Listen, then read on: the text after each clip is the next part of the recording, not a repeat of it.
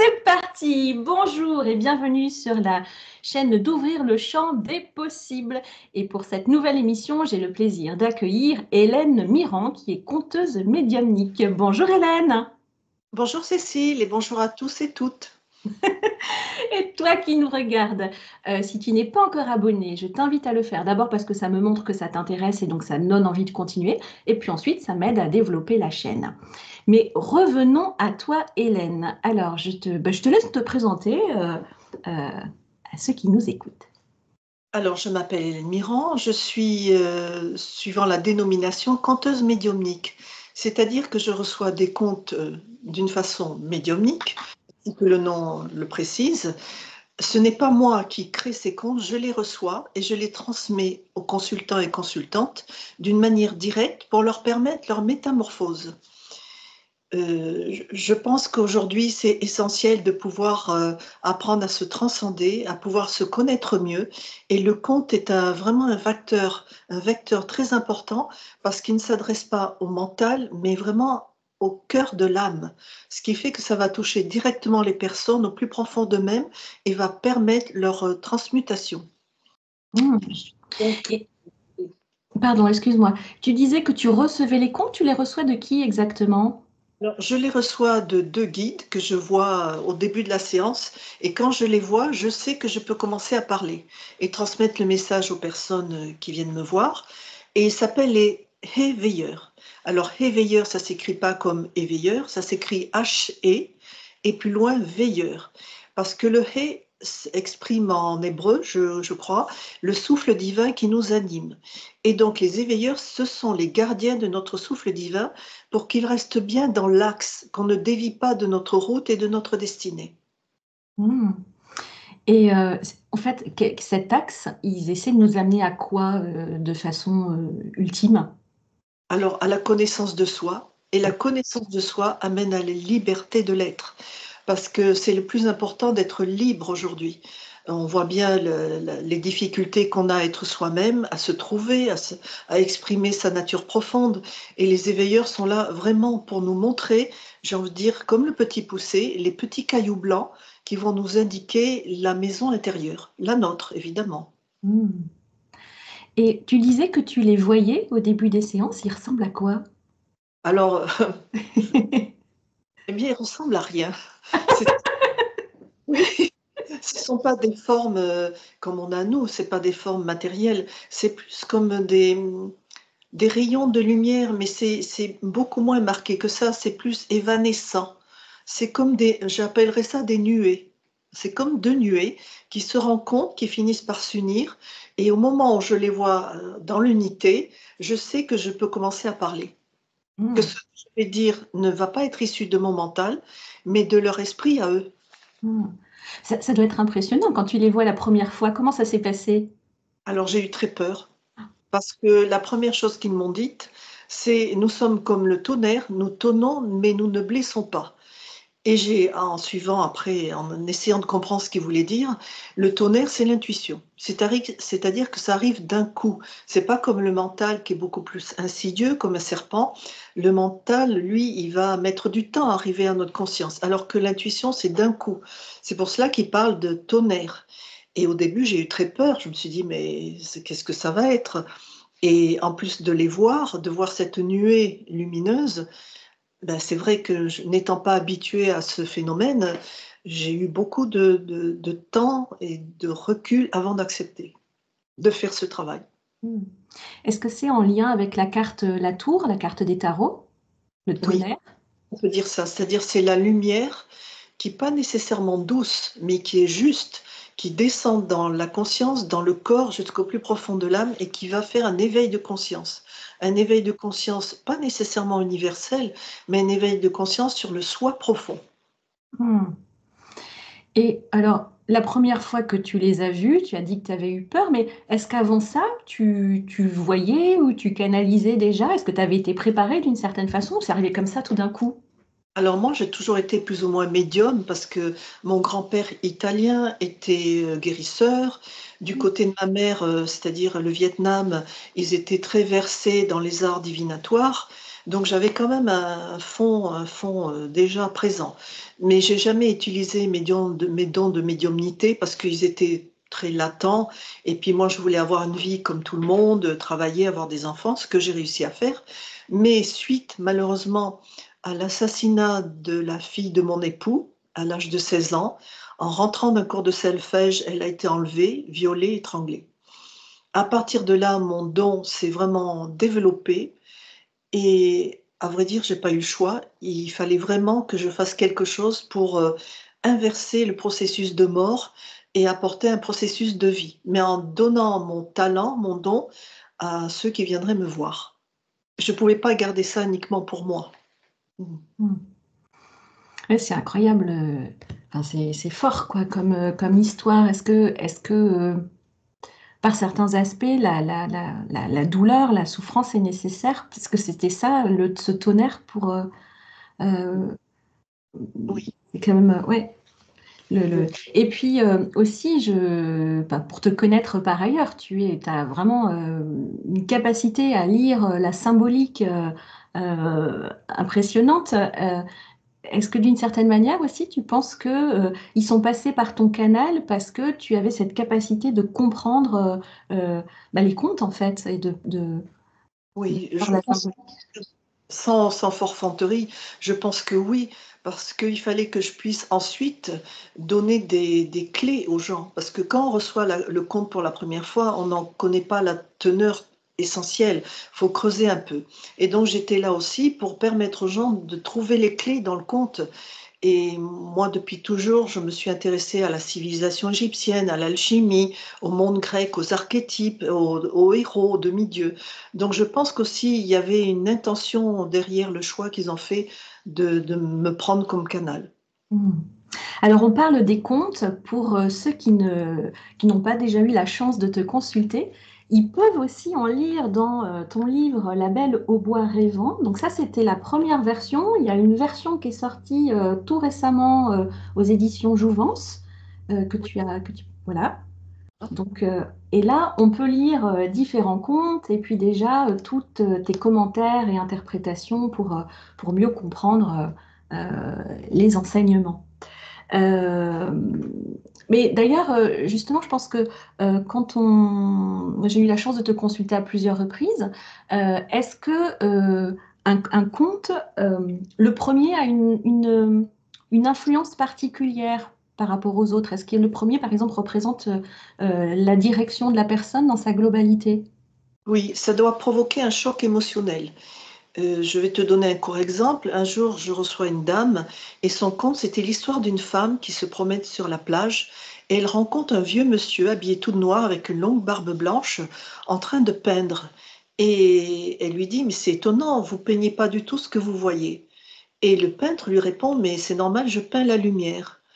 Et elle dit, oh ben moi, j'aimerais bien en faire autant, peindre la lumière, l'essence des choses. Et elle finit par lui demander, mais qui êtes-vous? Et l'homme lui répond, mais je suis Claude Monet.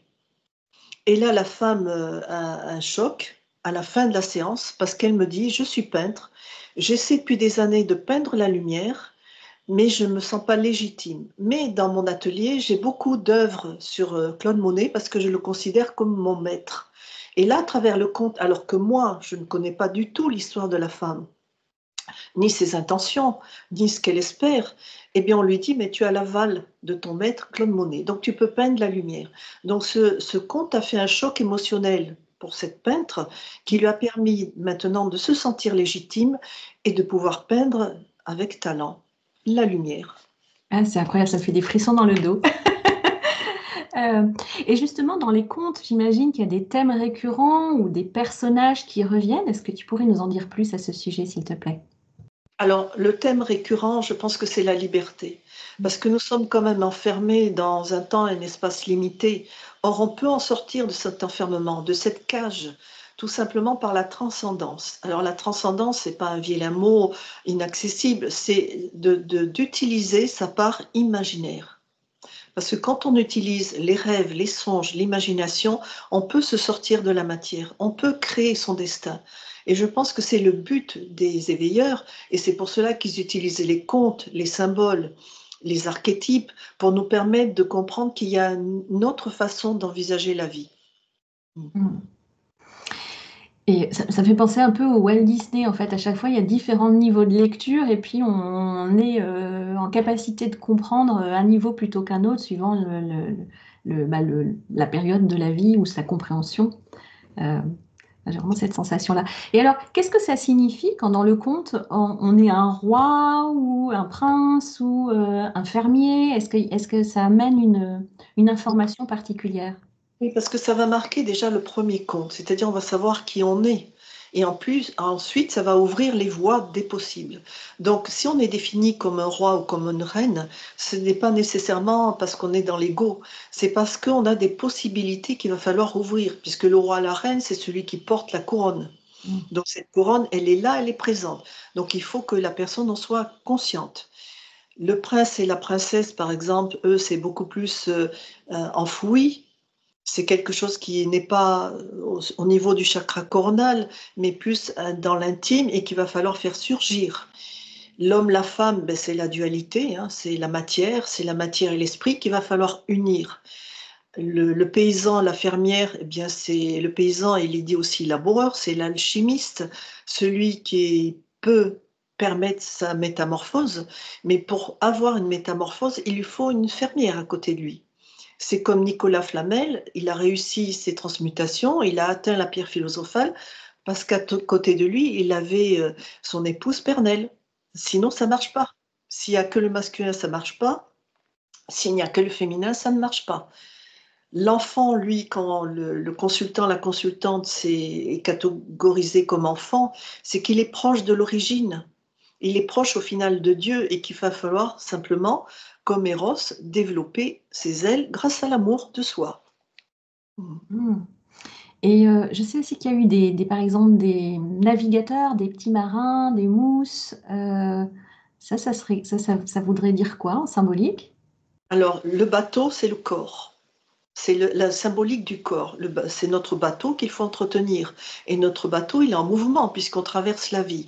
Le petit mousse, lui, ben, c'est le corps inconscient, c'est le corps biologique qui va entretenir les organes, les fluides, les humeurs, enfin le sang, etc. Donc il faut qu'il nettoie le bateau, il faut qu'il nettoie le corps. Pas nécessairement pour le rendre plus vertueux, mais plus proche de ce qu'il était au moment de sa construction. Mm. Voilà. Ah, ouais, ça va loin à chaque fois hein, dans la symbolique. Hein. Euh, et, euh, et en fait aussi, dans ton livre, on voit que tu scindes bien les mondes, le végétal, l'animal, après l'humain. Est-ce que là aussi, il y a un sens spécifique euh, euh, si on tombe plus sur un conte végétal ou si on tombe plus sur un conte où il y a des animaux? Oui, alors il faut savoir que nous, dans notre corps, en tant qu'être humain, on a les quatre règnes, c'est-à-dire minéral avec les os, végétal avec tout le corps inconscient, le corps qui travaille sans qu'on ait besoin de mentaliser, le cœur bat tout seul, les poumons respirent tout seuls. L'animal, ben, ce sont nos organes qui transforment les aliments, qui nous permettent d'être vivants. Et le côté humain, divin, ben, c'est notre pensée, c'est notre imaginaire, c'est ce qui nous rapproche de la transcendance. Donc il faut déjà savoir que l'humain, il a les quatre règnes. Et si on insiste plus sur un aspect de notre personnalité, c'est parce qu'au final, on doit travailler ça. Quelqu'un qui a le minéral, comme compte, il doit travailler l'ancrage. Celui qui a le végétal, il doit travailler le monde imaginaire. Celui qui travaille l'animal, il doit sortir du carcan de tout ce qui est trop, justement, trop dans le corps, trop dans la matière. Et Mm. celui qui est dans l'humain, ben lui, il a réussi son processus, mais maintenant, il faut qu'il passe au divin. Et ça, c'est une autre affaire. C'est sûr. Et de ce que tu vois, en fait, quand il donne un conte, c'est vraiment propre à cette vie-là, ou enfin, pour ceux qui croient aux vies passées, et voilà, et peut-être il y a aussi le futur dans notre présent, est-ce que, ils ont une vision sur l'ensemble des vies, ou c'est vraiment propre à cette vie-là? Oui, alors c'est plus une globalité. C'est-à-dire qu'ils voient l'origine de ce que l'on est jusqu'à la fin. Donc ils vont faire un marqueur plus dans cette vie présente, mais ils peuvent aussi raconter des vies antérieures, comme celle d'un homme que j'avais reçu, qui est un grand alchimiste, et qui lui avait eu un conte où il était Pierre Cochon, l'évêque Pierre Cochon, qui avait jugé Jeanne d'Arc. Et donc on lui rappelait cette vie, et que dans cette vie, autrefois, il avait été très rigoriste, très inquisiteur, et que dans cette vie, il devait trouver une nouvelle voie à la spiritualité, ce qu'il a d'ailleurs fait. Mmh. Ça doit être, enfin, ça doit être troublant quand tu accompagnes et que tu reçois tous ces contes. Euh, qu'est-ce que ça a changé pour toi dans ta vision du monde, dans ta vision des autres, dans ta vision des choses? Alors, ça m'a permis déjà une meilleure perception de ce qu'est la réalité, c'est-à-dire qu'on ne doit pas rester à la surface des choses, on doit toujours creuser, c'est-à-dire vraiment aller au fond de soi-même. On ne peut pas se contenter de juste des petites historiettes ou des gentils messages, il faut aller plus profondément si on veut vraiment évoluer. Et moi, je pense que ça m'a ouvert les cinq sens. C'est-à-dire, j'essaie de mieux voir, de mieux sentir, de mieux goûter, de mieux entendre et de mieux percevoir la matière. Je pense que les contes m'ont permis ça. Et puis, ils m'ont permis aussi de libérer la partie secrète de chaque être, dont la mienne, c'est-à-dire la part des rêves et des songes. Parce que les rêves et les songes ne sont pas anodins, ils amènent un enseignement. Mais il faut savoir les écouter et les décrypter. Mm. Et c'est-à-dire, qu'est-ce que tu entends exactement par les rêves et les songes? C'est lié à nos désirs ou tu veux dire quelque chose d'autre par là? Non, c'est bien plus profond que ça. En fin de compte, les rêves et les songes, c'est la vraie vie. La matière, c'est l'illusion, parce qu'on sait que ça va arrêter. Ça va s'arrêter, et puis on est condamné à errer dans le temps et l'espace limité. On peut pas, on va de la naissance à la mort, c'est très linéaire. Alors que les rêves et les songes, c'est pas linéaire, c'est plus en spirale. On peut aller dans le futur, dans le passé. On peut créer des mondes qui peuvent paraître tout à fait réels. Notre liberté se trouve là, comme dans les contes de la Belle au bois dormant. Quand elle dort, c'est qu'elle est dans la vraie vie. Quand elle est réveillée, c'est qu'elle est dans le monde de la matière et de l'illusion. Mhm. Mm. Euh, est-ce que, enfin, quand je lis ton livre, enfin, en lisant ton livre, moi, à titre personnel, hein, je me suis rendu compte à quel point il y avait tout un pan que j'avais pas compris, quoi, que je pouvais rester au premier niveau du Walt Disney, comme les enfants. Et, euh, et je me dis, qu'est-ce qui peut nous aider à mieux justement à aller dans ce creuset dont tu parles? Qu'est-ce que, comment on peut euh, apprendre à mieux comprendre, intégrer ces contes? Alors, c'est vrai que quand je transmets un conte, il est toujours donné à grande vitesse pour éviter que mon mental s'interpose. Donc, la personne doit enregistrer son conte et le réécouter pour en mieux saisir la substance. Mais moi, je conseille toujours aux gens, alors c'est un gros travail, c'est de retranscrire par écrit le conte et de le lire et le relire et le relire, on finit par en tirer la quintessence. Mm. Après aussi, j'ai l'impression qu'il y a une information qui passe au-delà de notre mental. Après chaque consultation, là où je peux témoigner, c'est que j'ai toujours eu la sensation d'une espèce de réalignement, enfin, d'un axe, comme s'il y avait un soin énergétique qui était donné en même temps. Peut-être le pouvoir du conte aussi, hein. Tout à fait exact, parce que il faut savoir que moi, la personne qui vient me voir, je ne la connais pas, je sais rien d'elle et je veux surtout ne rien savoir. Donc, ce qui fait que le message est, comment dire, est pur. Il est pur. Donc, qui dit pureté dit origine, et qui dit origine dit lumière. Donc, ça veut dire que c'est pas uniquement un message verbal, c'est aussi un message énergétique qui va permettre surtout de réaligner la personne. Parce que souvent, comme on ne croit pas en nous, on s'aime pas, on a les jugements des uns et des autres, eh bien, on se désaligne et nos corps subtils, eh bien, se barrent dans tous les sens. Donc, le fait de recevoir un message énergétique proche de la source, ça permet aussi le réalignement tertiel. Hmm. Est-ce que ça t'est déjà arrivé qu'à un moment, enfin, tu sentes que les éveilleurs refusent de donner un compte ou qu'ils ont un petit côté, le mot qui me vient en anglais, c'est tricky, en fait, qui vont dire un peu le contraire pour, euh, pour provoquer ce déclic, justement? Alors, il y a deux choses. D'abord, ils ne refusent jamais. Peu D'accord. importe la personne, peu importe ce qu'elle demande, même si c'est très basique, hein, ils ne refusent jamais. Par contre, leurs réponses peuvent être équivoques. Mais il y a aussi le chemin de l'erreur, c'est-à-dire qu'ils vont provoquer une erreur pour que la personne aussi se rende compte de cette erreur et corrige. Parce que c'est ainsi qu'elle va peut-être aller dans une voie qui n'est pas la bonne, qui va prendre le chemin de la difficulté, parce qu'on n'est pas sur Terre pour aller dans le chemin de la facilité, hein, on le sait. Mais cette difficulté va réussir à réveiller la personne et à reprendre le cours de sa véritable histoire. Mm. Et en même temps, c'est ça que je trouve beau, c'est-à-dire qu'on sent que à travers ça, on garde notre libre arbitre. Oui, totalement, parce qu'ils ne vont pas imposer, ce sont des conseils. Et puis le conte, on peut l'écouter comme on veut, après tout. On peut l'écouter juste comme une belle histoire. Mm. Oui. Et en même temps, j'ai déjà pu voir des contes où il y avait quand même des choses qui se réalisaient après dans la suite, même si on ne vient pas pour ça.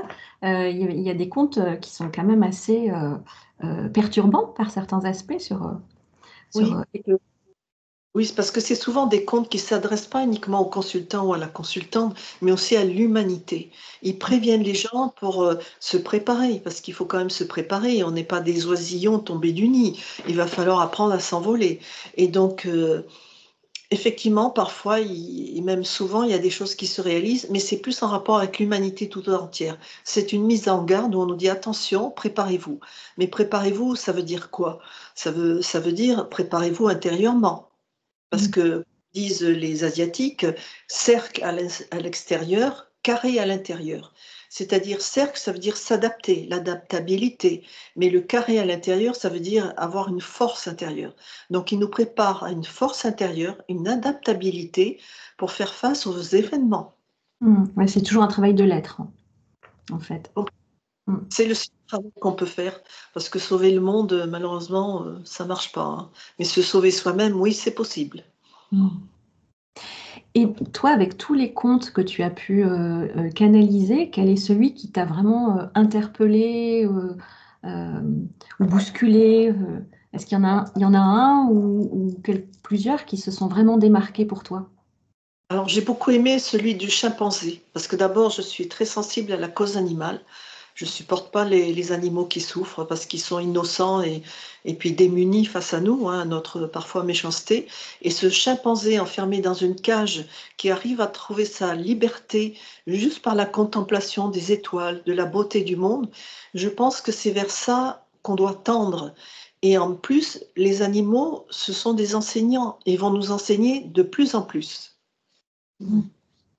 Oui, tu disais même dans ton livre que ils n'allaient pas prendre une même à la fin sur qu'ils étaient amenés à prendre une part prépondérante dans l'histoire. Oui, complètement, parce que les animaux savent coopérer avec la nature, avec les végétaux, avec les humains. Il faut qu'on les laisse faire parce que c'est vraiment des guides. Et en plus, eux, quand ils aiment, ils aiment. Il n'y a pas de, enfin, je veux dire, il n'y a pas de limite. Ils aiment vraiment. Mm.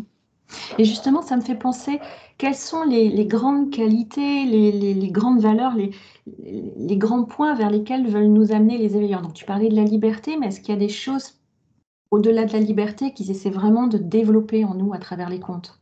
Oui, alors déjà, ils ne parlent pas nécessairement de qualité et vertu. Parce que quand on regarde les grands héros, hein, Hercule, Krishna, enfin les grands dieux, ils ne sont pas nécessairement vertueux. Il faut toujours qu'il y ait un déclencheur. Et le déclencheur est souvent violent. Et donc, c'est l'épreuve de la vie. Mais ils ne vont pas tendre vers une perfection d'eux-mêmes, ils vont tendre pour accomplir leur destin. C'est totalement différent. Donc, ils vont nous pousser à accomplir notre destin et pas s'arrêter à nécessairement des compromissions, des jugements. Il faut avancer.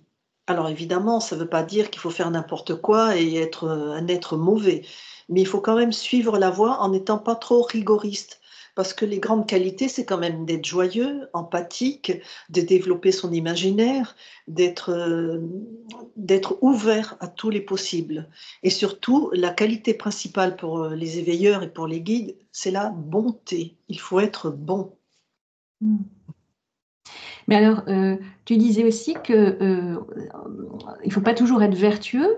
Quelle est la limite entre finalement une appréciation peut-être plus subjective de la vertu et la bonté? Quel est l'équilibre là-dedans? Alors, il ne faut pas être dans l'excès. C'est ça le grand péché. Et le grand péché pour eux, c'est l'avidité. D'ailleurs, les Égyptiens disent un homme avide n'a pas de tombe. C'est-à-dire qu'il ne peut pas se réincarner, il ne peut pas connaître la vie éternelle. Donc, c'est l'avidité. Alors, c'est l'avidité par rapport à la nourriture, par rapport à l'argent, par rapport à la gloire, par rapport à tous ces domaines très matériels. En gros, il ne faut pas être trop matérialiste. Il faut donner à sa personne la possibilité de transcendance. Donc, il faut être ouvert et surtout, il faut être joyeux. Parce que la joie, c'est une vertu que le mal ne connaît pas. Enfin, le diable, il est malin, mais il n'est pas joyeux. Hmm, Alors, le divin, lui, il rit. hmm. La joie, ça serait un peu euh, en fait, comme une énergie vraiment de libération. Tout à fait. C'est ce qui nous libère. D'ailleurs, on sait bien que quand on rit, il y a tout notre corps qui vibre, et surtout le ventre. Et le ventre, c'est le siège des émotions. C'est l'origine de la vie. C'est là où se tient le pelvis. Le pelvis, en latin, ça veut dire chaudron. C'est le chaudron magique. Le rire amène à la magie parce que tout devient plus léger. Et c'est peut-être plus une vertu plus grande que l'amour. Parce que l'amour peut être aussi dépendance, ça peut être aussi l'illusion. Et je pense que l'amour véritable, on ne le connaît pas vraiment. Hmm.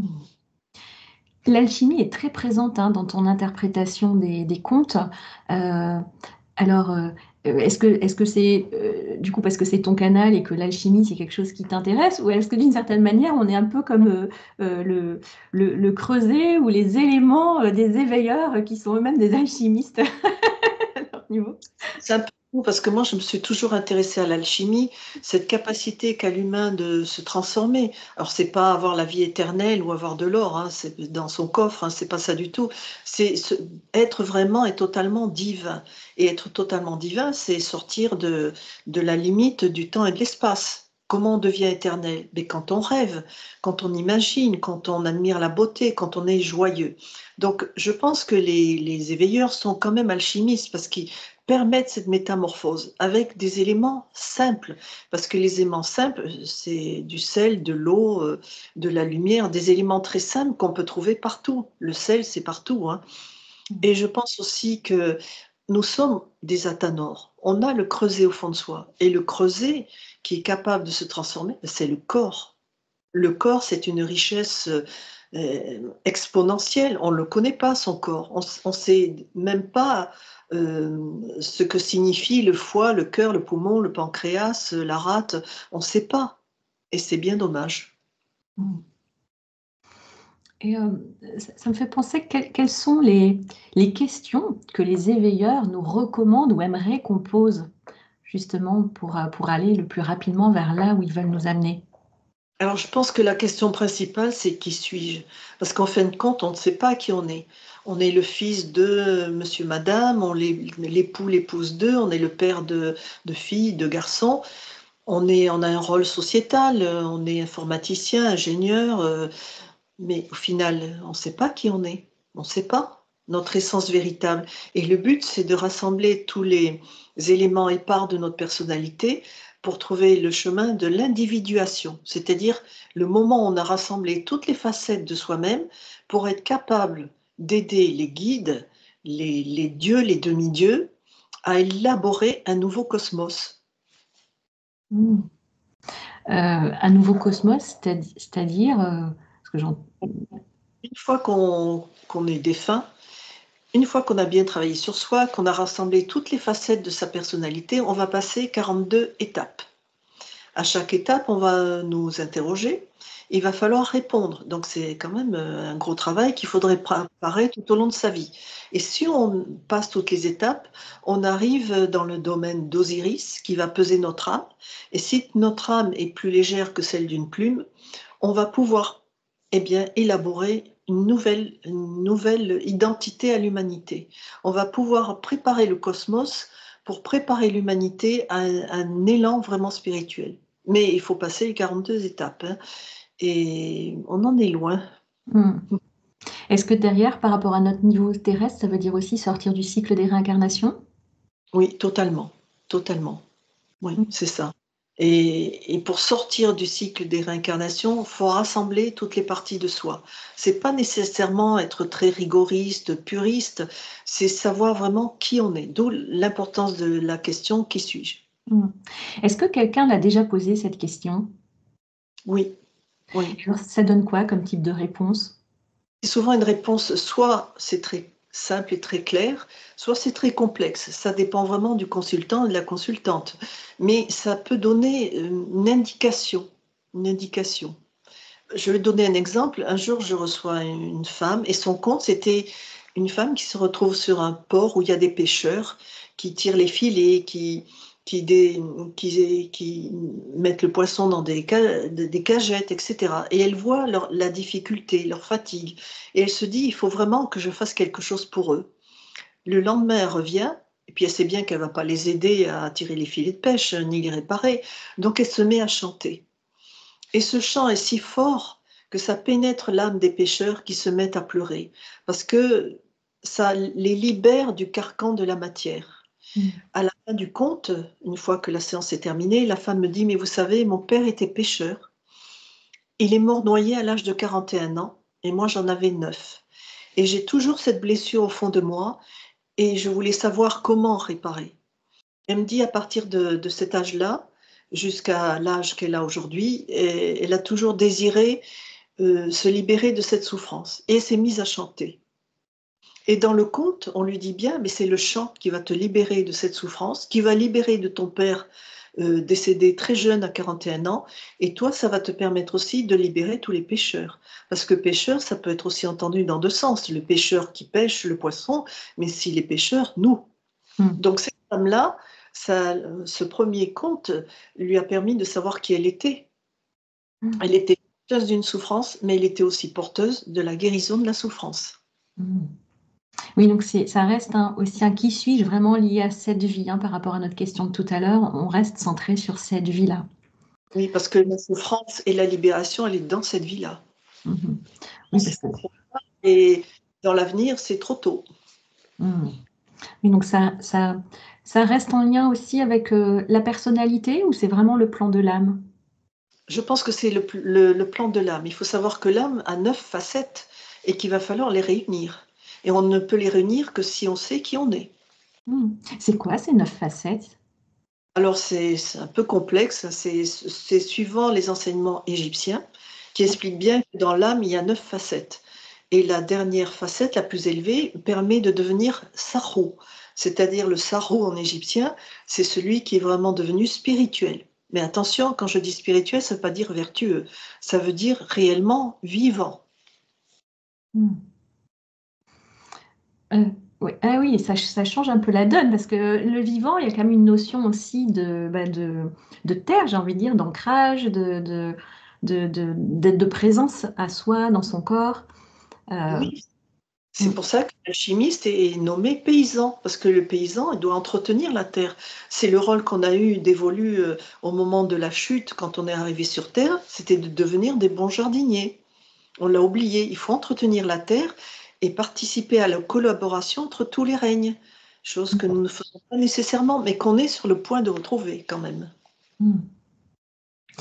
Et alors, je reviens aux questions, en fait, qui serait bon de leur poser. Est-ce que tu as d'autres recommandations, ou est-ce qu'eux, ils t'ont déjà parlé des questions qu'ils aimeraient entendre davantage? Alors eux, ce ne sont pas des questions de voyance ou de contact avec les défunts, c'est pas du tout mon canal. Moi, je contacte rarement les défunts, même si ça arrive de temps en temps, parce que c'est juste pour donner un enseignement. Ou je ne fais pas de la voyance, ça n'a pas de sens. C'est vraiment qui suis-je et qu'est-ce que je dois faire en ce monde? Quelle est ma mission pour pouvoir permettre au monde de devenir meilleur? Donc, en fin de compte, c'est quelle est ma mission? Qui suis-je? Quelle est ma mission? Et quels sont les outils à ma disposition pour œuvrer pour le bien de tous les habitants de la Terre? La notion de mission, on pourrait entendre aussi derrière qu'il y a comme un cadre en fait, il y a comme une limite qui est celle de notre mission, même si le territoire peut être large, il y a comme, voilà, il y a une mission et puis il faut la réaliser. Est-ce que c'est vraiment comme ça que ça se passe ou est-ce qu'on a le libre arbitre de changer de mission ou d'aller au-delà euh, ou est-ce qu'on est vraiment inscrit dans cette vie-là pour réaliser quelque chose de précis? Qu'est-ce que tu crois, toi? Je pense qu'on est inscrit dans cette vie-là. D'ailleurs, c'est ce que l'astrologie dit, hein, c'est-à-dire on est quand même soumis à l'action des astres. On est limité par l'action énergétique des astres. Donc il va falloir suivre le chemin qu'on s'est choisi. Parce qu'au final, ce chemin d'incarnation en incarnation, on le choisit pour travailler quelque chose, pas uniquement pour notre propre évolution, mais aussi l'évolution de l'humanité tout entière. Donc il y a les deux aspects. On est l'un, mais on est aussi l'autre. Il va falloir conjuguer entre les deux. Il va falloir trouver son chemin, la voie du juste milieu. C'est pour cela que souvent les guides disent marcher entre les lignes. Mm. Il faut garder la voie du juste milieu. Et donc cette voie du juste milieu, ben, elle est écrite. C'est celle qu'on a en quelque sorte signée au moment de notre naissance. Mm. Donc, d'une certaine manière, le chemin, ça serait la forme. Et sur ce chemin, c'est comment est-ce qu'on arrive à la joie, la liberté, euh, avec cette forme qui nous est donnée dans cette vie. Est-ce que c'est ça? Oui, la forme, c'est le corps, hein. On ne peut pas changer de corps, même si aujourd'hui on parle de transgérisme, fondamentalement, on a les mêmes organes, on a les mêmes capacités intérieures. Euh, Effectivement, les grands événements de notre existence sont marqués comme des poteaux indicateurs. Mais entre deux poteaux indicateurs, on est libre. Mm. Mais les grands événements, la vie, la naissance, la mort, le mariage, le travail, tout ce qui fait le sel de notre existence, c'est marqué. Par contre, la façon dont on appréhende les événements, ça, c'est notre liberté. On peut être très joyeux ou on peut être très triste. On a le choix. Mm. Et dans ton livre aussi, une des voies vers laquelle semblent nous pousser les éveilleurs, tu parles de l'amour. Tu nous as pas parlé de l'amour jusqu'à présent, tu parlais de liberté, de joie. Euh, L'amour, quelle est sa place là-dedans? Alors l'amour, moi d'abord, l'initiale, je l'écris avec une majuscule. Parce que amour, si c'est juste une minuscule, ben c'est l'amour dépendance, c'est l'amour illusion. Alors que l'amour avec une majuscule, c'est la représentation de l'homme debout, ou plutôt l'être humain debout, qui est entre ciel et terre.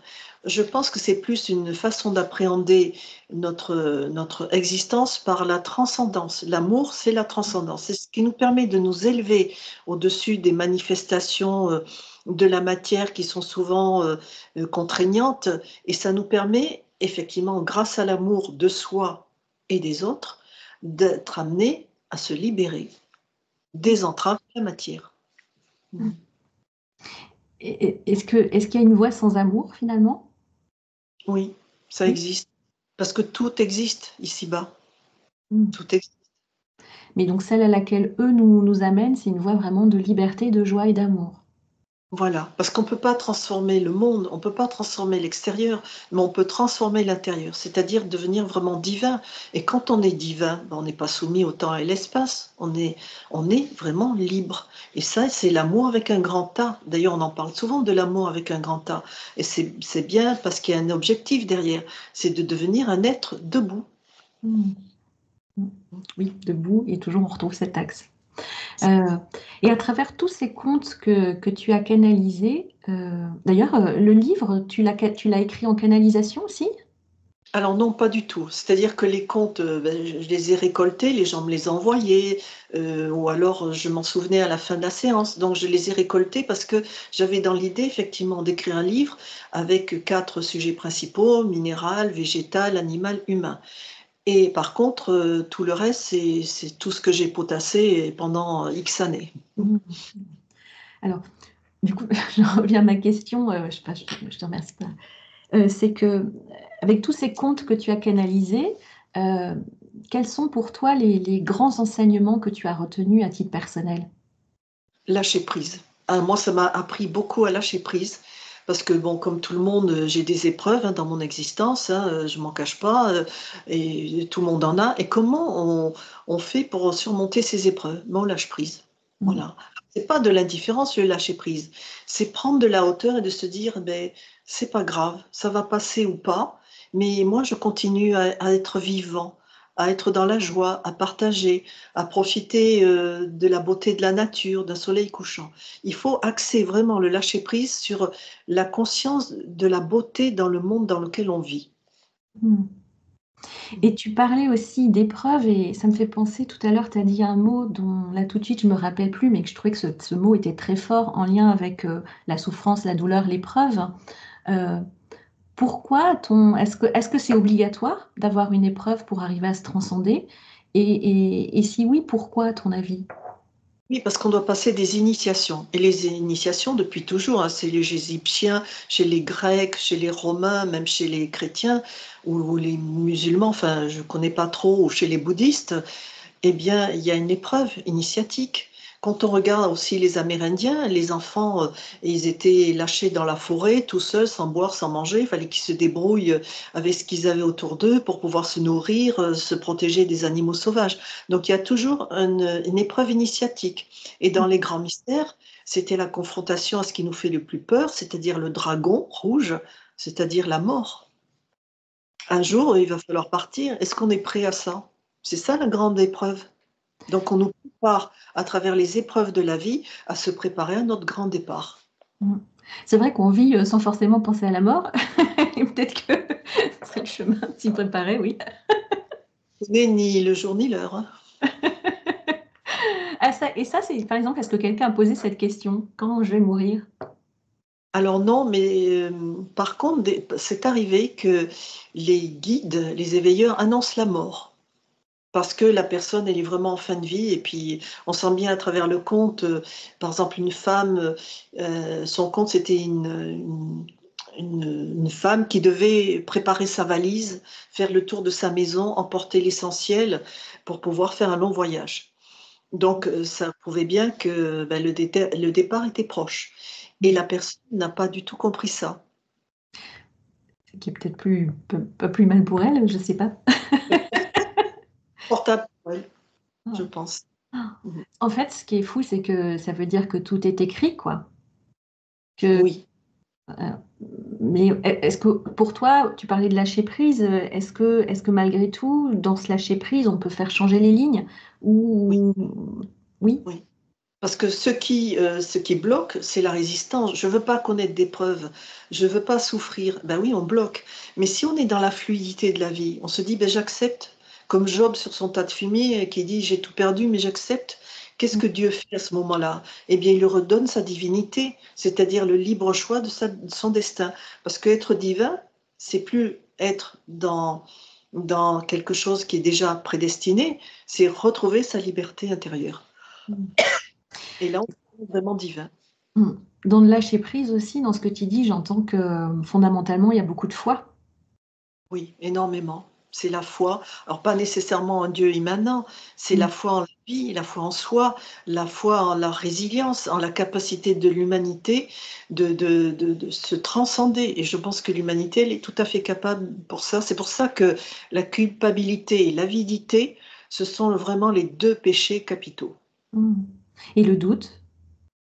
Le doute est nécessaire parce que sinon, on est trop orgueilleux. Mm. Ah, et ça permet de sortir des dogmes. Exactement. Il faut douter, il faut s'interroger. Il faut s'interroger sur ce que l'on vit et trouver la bonne réponse. Mais la bonne réponse, elle ne peut passer qu'à travers le monde imaginaire, à travers la joie. Pas nécessairement la raison, parce que la raison est excluante de tout le reste. Mm. Et par rapport aux grands enseignements, donc tu parlais du lâcher-prise, est-ce qu'il y en aurait un autre qui ressortait régulièrement dans les contes?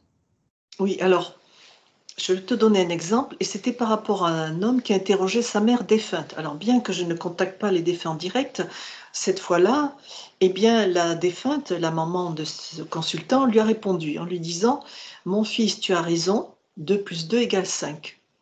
À la fin de la séance, l'homme me dit, ben, c'est extraordinaire parce que quand ma mère était vivante, on avait toujours des discussions enflammées parce que je lui disais toujours, mais tu sais, maman, 2 et 2, ça fait 5. Elle lui répondait toujours, mais non, 2 et 2, ça fait 4. Ça veut bien dire que dans l'univers de l'au-delà, ce n'est pas la raison qui prédomine, mais quelque chose d'autre. Ce petit truc, ce 1 supplémentaire qui donne 5, qui permet à l'homme vraiment d'être lui-même et de rassembler toutes les parties de soi. Ça veut dire que dans l'avenir proche, il va falloir faire que les choses soient 2 plus 2 égale 5. Ça veut dire qu'il va falloir mettre ce quelque chose de supplémentaire qui va permettre à l'homme la transcendance et beaucoup moins de raison comme Descartes et Spinoza, mais beaucoup plus quelque chose de beaucoup plus fluide, que je pourrais même qualifier de féminin dans le sens yin et énergie. C'est-à-dire qu'il va falloir toucher quelque chose au fond de nous qu'on ne touche pas encore et qui est vraiment le monde invisible, mais pas juste les défunts, les anges et les archanges, quelque chose de plus cosmologique. Et là, ils t'ont donné une visibilité sur quand est-ce qu'on serait amené à toucher ça? Parce on entend beaucoup qu'en ce moment, donc à l'heure où on enregistre cette vidéo, on est en 2024, que c'est un moment vraiment où il se passe beaucoup de choses. Est-ce que toi, ils t'ont donné une visibilité Alors, le monde qui est en train de changer a commencé en mars 2020, avec le premier confinement. Et il va avoir malheureusement une épreuve à passer pendant 30 ans, c'est-à-dire jusqu'en 2054 à peu près, où on va connaître une adaptation du monde à quelque chose de nouveau. Ça veut dire que le monde ancien que l'on connaît, où la raison prédomine, eh bien, va disparaître progressivement pour laisser quelque chose de beaucoup plus incertain, d'inconnu. D'abord, il va y avoir l'intelligence artificielle, il va y avoir les nouvelles technologies qui vont vraiment monter en très rapidement en augmentation. Mais d'un autre côté, il va y avoir de plus en plus de miracles, synchronicité, de gens qui vont compléter leurs dons ou les développer. Donc il va y avoir un basculement entre les deux, entre le monde hyper technologique qui va nous permettre quand même de plus grandes possibilités matérielles, mais aussi ce monde inconnu. On n'en a encore que les balbutiements. Vraiment un monde quasi imaginal. Et donc, il y aura la confrontation jusqu'en 2054, et après, il y aura l'émergence de quelque chose d'autre, mais qu'on ne peut même pas imaginer. Et certainement avec un accroissement de la télépathie. D'accord. Oui, donc il y a des choses, des perceptions qui vont s'ouvrir. Mais j'entends que le lâcher-prise et la foi sont d'autant plus importantes pendant les années à venir. On va être entre deux lignes. Il va falloir garder la ligne du milieu. Dans quel monde on tombe? De l'hypermatérialisme, l'hyperréalisme, encore la raison qui quand même nous solidifie, qui nous restreint, ou alors un autre monde beaucoup plus fluide. C'est pour ça qu'on appelle ça l'ère du Verseau, on appelle ça l'ère du féminin. Mais bon, ça ne veut pas dire qu'il y aura le pouvoir des femmes, il y aura le pouvoir du yin. Wow. Et je trouve ça presque vertigineux de voir à quel point, en fait, à quel point ils ont accès à la connaissance, finalement, accès à tout, accès à ce qu'on vit, accès à ce qui va se passer. Je trouve ça toujours vertigineux. Ça montre l'étendue de tout ce qu'on ne sait pas, quoi. L'accès à la connaissance est très important parce que si on ne connaît pas, bon, on erre comme des ombres. La connaissance, depuis la nuit des temps, depuis l'Atlantide, même avant, elle a été transmise de génération en génération et c'est très important aujourd'hui de ne pas perdre cette connaissance. Sinon, on sera esclave. Oui, esclave en opposition avec la liberté, justement, à laquelle ils veulent nous amener. Oui, totalement. Non.